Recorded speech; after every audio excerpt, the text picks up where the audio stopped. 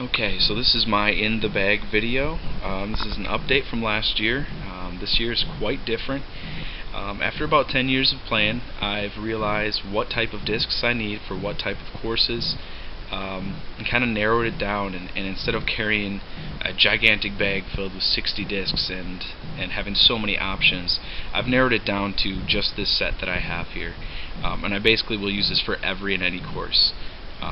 There's 18 discs in the main compartment and 2 putters, and that's pretty much what I stick with, and so far I've felt very comfortable. There's not really a shot that I've come across that I couldn't make with one of these.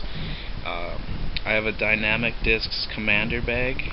I like it. It's maybe a little overpriced when it's new. I think $100 total for the straps as well. I got this one used for about $60. I did a little sewing on it, patched up some rips in the back here, and kind of modified the putter pocket a little bit because it would drag the bottom of the putters down on the ground a little bit. You can see kind of they poke out. I just sewed a little bit on this rim to keep it a little tighter so that they actually sit a little bit higher, and so far it's been working out extremely well. The material is durable, it doesn't really get wet, and it's a lightweight bag for carrying this many discs, and it's actually quite comfortable, so I like it. Moving into the actual discs now, I do carry 2 putters pretty much at all times. What I'm shooting with right now is the PA4 and PA1. I use the PA4 for really straight shots or turnover approaches. If I need to get around something in a putt and I know that I need it to kind of hold an understable line, I know that the PA4 is more understable than the 1. One of the great things about it is you can throw it on a hyzer, and just with kind of an 80% throw, it'll flip up straight and just go perfectly straight. So if you're trying to thread a little needle and you know it needs to kind of flip up and go straight, I really like the PA4. Also for true putts, basically just kind of a straddle stance, pizza toss type thing, and it just kind of goes and ends up right where you kind of left off with it. I really am liking the PA1 more and more. I've used this within the circle, so within 30 feet of a basket I'm going to be putting with the PA1, mainly because when I spin putt, give it a little spin, it's going to keep stable, so it'll keep straight. If I spin putt hard with the PA4, it'll kind of tail off to the right. If I've got an open shot on the basket, I'm throwing the PA1 because it'll go straight and then just kind of hook right at the end. As a right-handed player throwing in the backhand motion, this will cut into the chains. So I've really come around using the PA1 for a lot of just 30-foot putts. Also for approaches where I want to throw it at the chains, but I want it to kind of sit afterwards, so knowing that it won't go too far, I'll throw the PA1. PA4 is good to run at it, but if you go long, since it's understable, it'll actually go long and kind of keep going, so you end up going a little further than you intended. But really, both of these putters have been working out extremely well, so I like them. Getting into the mid-ranges right away. Actually, this is kind of an in-betweener disc. The Mako is kind of my distance putting disc. If it's really far and I feel like I can't keep one of these putters at the level of the chains at that distance, I would throw the Mako because it has a lot more glide, a lot less effort, can make it go straight, and it hovers. This thing is kind of domey, so it just kind of floats really nicely. If I were to be throwing that with one of these, the chances of me going long are higher because I have to throw with more power to keep it at that level of the chains. So have it a chance to go in the basket, I'll throw this for maybe 100-foot shots that I want to kind of finesse, even 50-foot putts or 40-foot putts that need a little like jump and flick. This thing will kind of stay at the level of the chains, giving it a chance to go in. So basically use that for finesse approaches, really short straight shots. The Mako is just an awesome disc. I took it out of the bag for a while and then I just put it back in because I had always made some good shots with it, and I don't know why I ever took it out. Moving into the actual, I guess, mid-ranges. So this is a speed 4 disc. These are all speed 5. And again, I carry a lot of molds. I know some people carry like 5 rocks or 6 T-birds. That's fine. You know, do what you feel comfortable with. I carry a lot of molds because I like every disc to have its job, and I know what it's going to do. This is the M5. It's a fairly new disc from Prodigy. It's still the proto. Wasn't quite sure what I'd think of it, and coming to use it lately has really been a surprise. It really does flip understable. I know I've heard some complaints saying it's not understable enough. I think that's why, because these are a lot of max weights. This is 178, I know there's 180s out there. This, I've found, when I throw on a hyzer, will flip up straight, keep straight, bend to the right, and then land. It really is, if you're throwing with power, going to flip up and over, a lot like a Meteor. I've used to throw those a lot. I think this is probably just a little bit slower than a Meteor, and that's kind of how it flies. I've used it for long putts as well, because it's going to be straight at low speeds. If you're in a trouble spot and you're in some bushes and you don't have the footing to get a full arm throw, and you just need to get straight through and into an open spot, this is nice for just a little toss, and it'll go fairly straight. So the M5 is kind of a neat disc, and it's in the bay. Moving on to the M4. This is one of my main mid-ranges. A lot of people like the M4, and there's a good reason why. It's just a very straight, trusty, feels really good in the hand. You can hyzer it and it'll flip up straight, and then it'll hyzer a little bit at the end. You can throw it flat and it'll hold an anhyzer most of the way, or you can throw it with a ton of power and know that it's going to turn over and hold. Obviously the little difference is the M5 turns over a little bit more. This is a little bit straighter. A lot of shots through the woods, I'll use an M4. My go-to mid-range is the M3. The M3, just a touch more stable than the M4.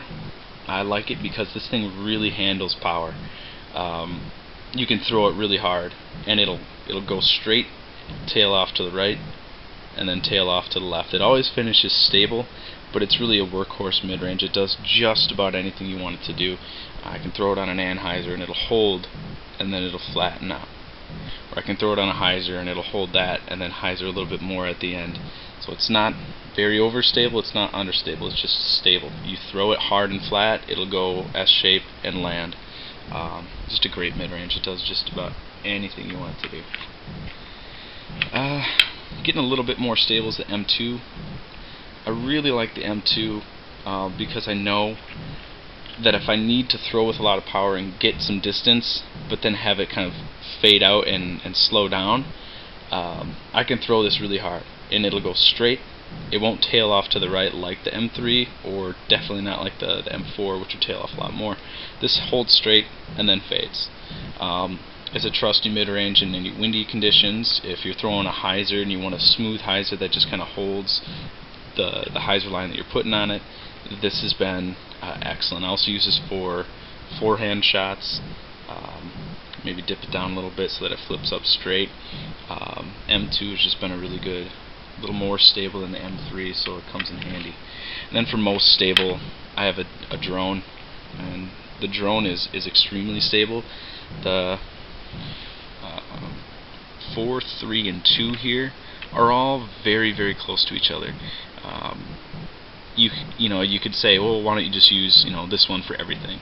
You could, but there's certain shots where you want it to tail off more to the right, or you want it to tail off more to the left. So these are very, very fine-tuned mid-ranges in between each other, and I find uses for all of them. The reason I went with the drone is because it's much more stable than all of those. It's just a standout disc where if I'm throwing on a kind of a finesse anhyzer angle, it'll go up, ride, and then flip and sit. If you're shaping through some trees and you got kind of a weird shot, you're not shooting straight. I'm not going to throw an M3 because I don't have a straight line. Let's say I need to scoop around a bunch of trees and end up way over there. Now I'm going to try to hook hyzer the drone. Or if it's windy, it's so stable that it's not going to do anything too crazy. It'll eventually sit down. Or sometimes just approaching downhill, I'll throw this, because if you're approaching downhill and throwing understable, it's going to ride that hill and just kind of keep riding that hill, and you'll go 50 feet past, and that's no fun. So throwing this kind of lightly will just kind of go, hook and die, and it'll sit. So really stable mid-range, nice to have. Getting into the fairway drivers, I carry F7 as understable. I really like the F7 because it does what it's supposed to do. You throw it flat and it'll tail off to the right, and it'll hold that, and then maybe come back a little bit, maybe. If you want an understable shot, this will go understable. If you hyzer flip it, it'll hyzer flip straight, maybe tail off a little right, and then it'll come back. It kind of comes back with whatever angle you give it. So if you leave it off flat, it's not really going to come back. It's going to go off right and just kind of straight. Anheuser shots, of course, or if you need to really get something through a straight gap and you want it to have minimal fade at the end, I'll throw the F7. It's definitely just a nice understable fairway driver. Then my go-to fairway driver is the F5. F5 is probably my favorite disc ever made. It really can just do everything and anything. It's definitely stable enough, much like the M3 where it can do just about anything. The F5 can be thrown with power, and it's thrown flat, and it'll tail off right, and then it'll tail off left. Pretty much goes straight, full flight. You throw it on an anhyzer, it'll hold it and flatten. Throw it on a hyzer, it'll hold that the entire way, and then hyzer a little more at the end. It's definitely a little more on the stable side, mainly because I have a 174. I know some people will say it's go under and then not come back as much. I'm assuming that lighter weights will have that effect, but this one has been handling a ton of power and pretty much staying dead straight. I usually throw it with a lot of power at this angle release so that it flips up straight, bends, and then comes back. Usually throwing this over anywhere from 200 to 350. It really depends on the look on the hole and what trees you're dealing with. Next up, more stable, F2. Same type of thing. You can throw this with a ton of power and it'll go straight, and then it'll hook at the end. It's not extremely overstable. It's not like a Firebird or something like that. It's not that stable, but it's stable enough to handle power and tail off left if you're right-handed. I use this mostly for forehands. If I'm in a trouble spot and I need to kind of step out of some bushes and just throw a forehand like this, it'll kind of get out and go straight. So it's actually a really, really useful disc. Moving into a little bit more distance stuff, I have the Roadrunner, which is my second favorite disc of all time. Used to be number one until I started throwing the F5. But the Roadrunner is an understable speed 9 disc. I've used this a ton. I like using it through woods because it'll flip up straight and it has minimal fade. So you can control this. It's not going to hyzer off hard into the trees. It has a tendency to have a full, deep S shape if you're going for max distance. I've actually gotten really good distance out of it, but really I'm using this for understable distance shots or for straight distance shots. If I have a lot of lateral space to work with, I can really open up on it and get a deep shape out of it, but usually this is being thrown in the woods. If I need to stay kind of a narrow, tight path, I'll throw it with a hyzer. Go to speed 9 drivers, the Valkyrie. Absolutely love Valkyrie. It really should be everyone's first distance driver because it you can get a lot of distance out of it. It's comfortable. It's not too wide rim. It's not super understable. It's not super overstable. It's just right in the middle. It's a 9.4 -2.2, meaning it's going to go understable by about this much, by a -2, and then it'll come back about -2, so it ends up fairly straight. This is going to be thrown for a lot of shots where I know I need to kind of arc it around a tree, but I know it'll come back in the end. This Valkyrie's max weight, it always comes back stable unless you really get on it. So just a little bit more stable than my Roadrunner, but it comes in handy when you need something that you know will not bank to the right too far, but it will come back. Next step up is the Firebird, which, as mentioned earlier, is very stable. This is used for power forehand shots that I need to fade right, that I need to hook. If I'm in a trouble spot, I'll kind of flick this out, or maybe if I'm throwing a thumber that I need to hook and come down, or a little skip shot if I'm trying to throw and then hit some stuff and skip to one side. This is going to take a hard turn, so throwing through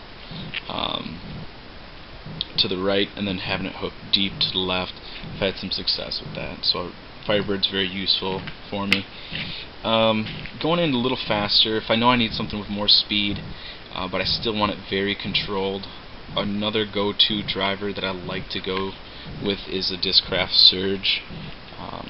It's an ESP plastic. I really prefer the ESP. I like Wraiths a lot. This is a lot like a Wraith. It's, I think they say speed 11, it's like speed 10, 11, something like that. But what it is very controlled. You throw it with a lot of power and it'll go dead straight, maybe fade off, but it always comes back stable. So you know you can really get on it and it goes pretty darn straight. You can throw it low, and because it's faster than the Valkyrie and it's faster than the Roadrunner, it'll get more distance quick. If I'm throwing on a tunnel and I need to get it through a low roof of trees, I'll throw this low and just have it zip through and then probably hyzer out at the end. So just an all-around go-to for 300 to 400 foot holes. The Flick is kind of a utility disc. This is something that I would have never used in the bag until I've stumbled upon it and started using it. It's the most overstable disc I've ever used. It's crazy overstable. You're not going to be throwing this in a backhand off the tee. It's not that disc. You don't use this as your driver. You're using this for certain shots. You know, if you're throwing a forehand with 20 mile/hour winds, you can really crank this and you know it's gonna like keep up and then stable out. I've used this with most success in trouble spots, like I was saying, stuck in the woods. I had a shot where I had to throw it out like this and get around some stuff to my left here. I had to go out and around, but then I still needed to come out and then hook up over there, and really no disc that I know I can throw like out like this on an anhyzer, scoop around, and then come back, scoop, and then push the other direction. It just really can do a lot of things. If I need to slide under a pine tree and get over there, and the pine tree's right in front of me, I can throw it under to the right, and it'll kind of ride and just move to the left. Very, very stable. Great for just goofy shots. Hardest shot I've ever made was actually just last week. It wasn't very far, maybe 40 feet, 50 feet, but I was stuck behind a ton of trees. There was a tree branch here, a group of trees. You really could barely see the basket through, and I just threw a goofy thumber underneath the first branch, went up, through an opening, somehow didn't hit all the trees, scooped down and went straight down and landed in the basket for a birdie, which I didn't even think that shot was possible. I was probably going to be just tossing out for an easy 3, but it was the shot I went for and I made it, so it was kind of cool. Flick is just a super stupid overstable disc. Getting into the max distance stuff, speed 13 stuff I really only open up if it's a 400 plus foot hole. I can pretty much utilize the Valkyrie and the Surge for most drives.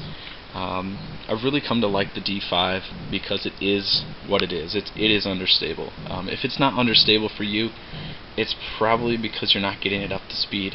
The only fault with speed 13 discs, you have to be throwing at like 60 miles per hour to get it to have the flight that they're intended to have. If you don't have the arm for it, don't feel bad. Disc down, get a speed 10, get a speed 11 disc. That's plenty of distance you can get with those, and it's much more controlled. But the D5 I've found is really great for just hyzer flip bombs. You can chuck it full power and it'll flip up. This thing kind of scoops in the air. It'll go up, take a while, and then it scoops and it rides to the right, holds. It always comes back stable unless I'm throwing it flat and it just kind of cuts. So I've been getting some really good distance with this. You can throw it 80% flat and it'll just kind of S-shape for you. Just a cool disc. I do carry a D4 as well. D4 is significantly more stable than the D5, what I've found. My weights are only about 1 or 2 grams apart, so with all these discs, so that I don't think is the huge issue. I've used this on more open holes, mainly because the D4, it'll go under and it'll come back pretty hard. It does finish pretty stable. So with that said, I'm using this for if I have a lot of lateral movement that I can make. If there's not like a group of trees here and a group of trees here, I'm not going to try to throw this, because this is going to tail off to the right and hit this stuff, or it's going to stable off and hit that stuff.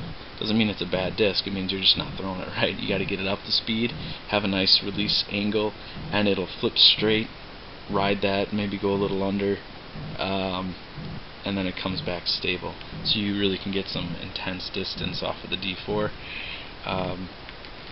Moving on to the D3, which is my go-to max distance driver, mainly because it can handle the power that you're going to be giving it.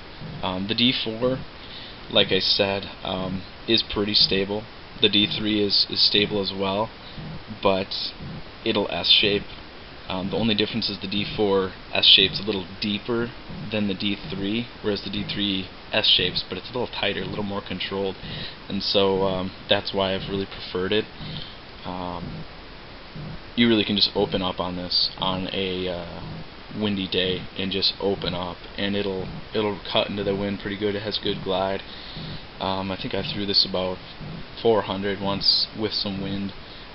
You know, I'm not the biggest arm in the world, but I can definitely get on it, and it really is just a good all-around max distance driver, keeping in mind that it is going to finish stable.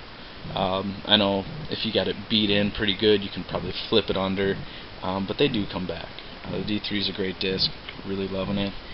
And then the last disc in my bag is a D1, and this D1 is a little lighter. I was hoping to find it max weight, but I was only finding these in the early 170s. This is a 171, and D1s are not, from my experience, I've thrown 3 of them, are not that overstable, not like something where, like for example the Firebird, if you throw that flat, Firebird's going to curve right away, and then start curving, and then curve really hard. With this, I've found it just goes straight when you crank on it. It goes dead straight, and then it hyzers out. You don't have to worry about it going under if you have a tight line, a lot of brush or trees on your right side, and you need to go right through this middle and up and over there. Probably going to be throwing this because it'll hold straight and then hyzer out. It doesn't hyzer crazy hard, but it is definitely stable enough where you can trust it. If it's in windier conditions, I would throw this. I've used this for forehands. For overhand, since it is a very pointy or sharp disc, it cuts wind really fast, and so I can overhand throw it and it flips and it just kind of cuts through really quick. So using this for forehand, for flick shots, for backhand power shots straight through tunnels, it can really handle a lot. But that's pretty much it for my bag. I know I went a little long with my descriptions here, but just wanted to give you a full idea of what the discs can do and what I like to use them for. And yeah, that's it. Thanks for watching. Have a good one. Get out there and play. Hopefully this snow melts pretty soon and we can enjoy the spring.